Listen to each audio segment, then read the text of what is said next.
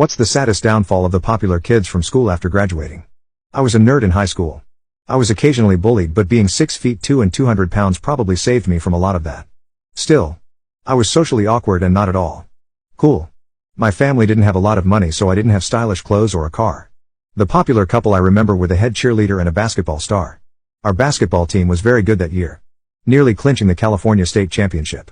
The boy wasn't captain of the basketball team, but only because the player who was the captain was the son of the basketball coach.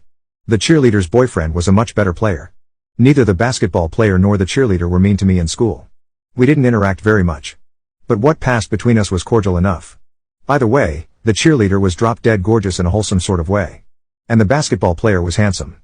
They were the picture-perfect couple you see in movies. As it happened, only 3 members of my high school class made it to the state college where I eventually graduated: me, the cheerleader, and the basketball star.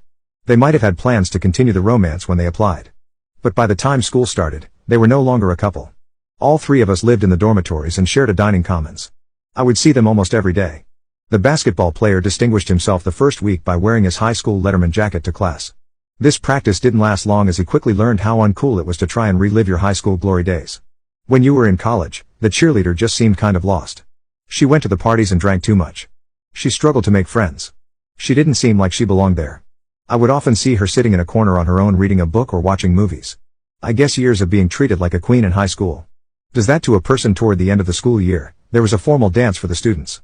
Attendance was all but mandatory and you couldn't come on your own. I had to recruit a mercy date from one of my lab partners.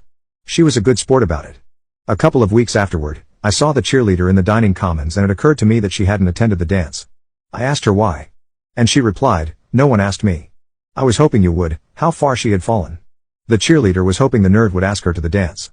I never realized that I was basically the only person she knew on campus, the only person that could take her to the dance apart from her ex, the basketball player. I told her it never occurred to me that she would have the smallest interest in going with me. I think that was the last conversation I ever had with her. She didn't return to school the next year and I have no idea what became of her. The basketball star quit his studies after 2 years and wound up teaching and coaching basketball at her old high school. Quite sad. What became of both of them?